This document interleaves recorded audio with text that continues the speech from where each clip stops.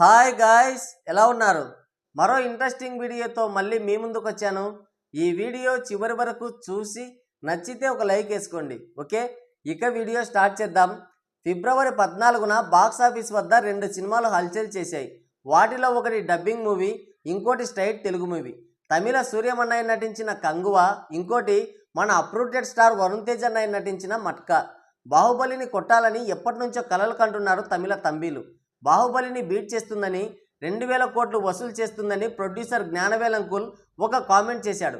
Cinema release అయిన తర్వాత తెలిసింది ఆయన కామెడీ చేశాడని. ఇక ఇంకోటి, కంటెంట్ లేకపోయినా కథ కాకరకాయ అని వేటితో పని లేకుండా పెదనాన్న బాబాయిని ఆకాశానికి ఎత్తేస్తే చాలు సినిమా హిట్ అవుతుంది అని భజన చేసిన మన వరుణ్ అన్నయ్య మట్కా మూవీ పరిస్థితి ఎలా ఉందో ఈ వీకెండ్లో వీటిలో ఒక సినిమా చూడాలంటే ఏది బెటర్ అనేది ఇప్పుడు చూద్దాం. ముందుగా మన భజన్ లాల్ మట్కా మూవీ గురించే మాట్లాడుకుందాం. మట్కా మూవీ కథ విషయానికి వస్తే, హీరో వాసు బర్మా నుండి వైజాగ్కి శరణార్థిగా వస్తాడు. ఒక సిచ్యువేషన్లో ఒక వ్యక్తిని హత్య చేసి చిన్నతనంలోనే జైలుకి వెళ్తాడు. అక్కడ జైలు వార్డెన్ నారాయణ తన స్వప్రయోజనాల కోసం వాసుని ఒక ఫైటర్లా మారుస్తాడు.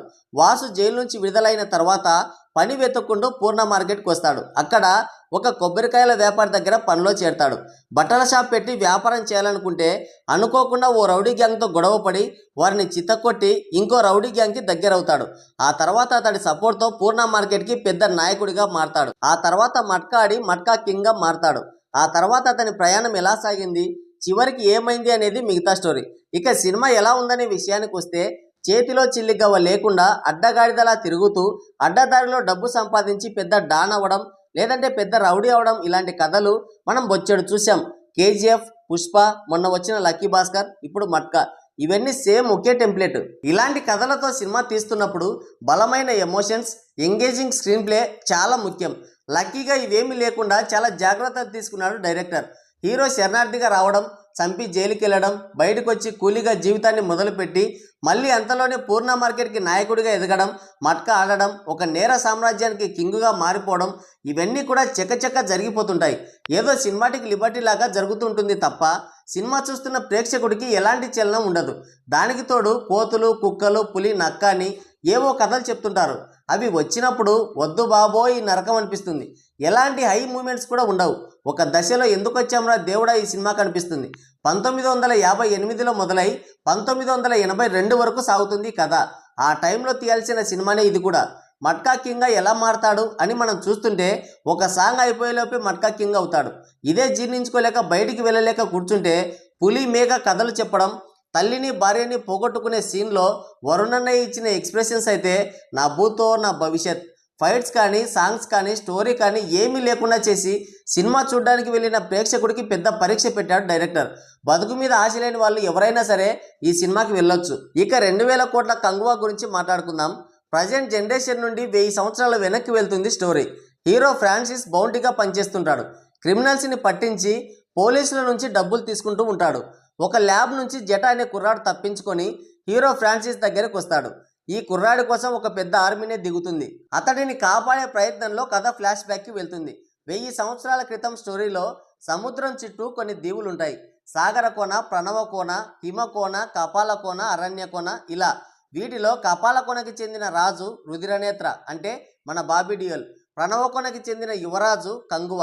ఆ దీవుల్ని ఆక్రమించడానికి రొమేనియన్ సైన్యం వస్తుంది. అయితే ప్రణవకోన వారిని గెలవడం అసాధ్యమని తెలుసుకొని కపాలకోనకి చెందిన ఒకరికి డబ్బు ఆశ చూపించి వాళ్ళని గెలిచే మార్గం చెప్పమని అడుగుతారు. అప్పుడు వాడు రొమేనియన్లకి యుద్ధవీరులు తక్కువ పడ్డారు, మీలో కొంతమందిని పంపిస్తే వాళ్ళు బంగారు నాణ్యాలతో పాటు శాస్త్ర పరిజ్ఞానం కూడా నేర్పిస్తారని నమ్మబలికి అక్కడి వాళ్ళని తీసుకెళ్లి చంపేయిస్తాడు. ఇది తెలుసుకున్న కంగువ మరోసారి వాళ్ళతో వెళ్ళి రొమేనియన్లని చంపేస్తాడు. ఆ పని చేసిన కపాలకోన వాడిని కూడా పట్టుకొచ్చి అందరి ముందు మంటల్లో వేసి కాల్చి చంపేస్తాడు. తన కొడుకు పులోమాని అప్పగించి అతడి భార్య కూడా అదే మంటల్లో దూకి చనిపోతుంది.